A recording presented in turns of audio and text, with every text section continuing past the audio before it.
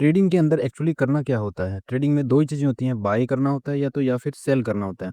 पर फिर भी इन 2 चीज़ों के पीछे इतने सारे कॉम्प्लिकेटेड प्रोसेस होते हैं और 93% लोगों को लॉस होता है।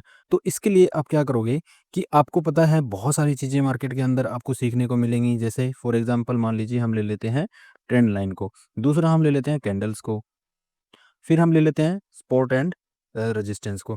अब ये सारी चीज़ों को अगर हम सीख लेते हैं तो क्या हम इसे अर्न कर पाएँगे?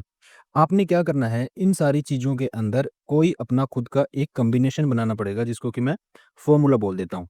एक ऐसी पार्टिकुलर कंडीशन आपको अपनी बनानी पड़ेगी कि भैया सपोर्ट और रेजिस्टेंस के ऊपर होता है, यहाँ पे ऐसे वाली कैंडल बनती है या ये कैंडल बनती है तो यहाँ से इतना मूव तो आता ही आता है।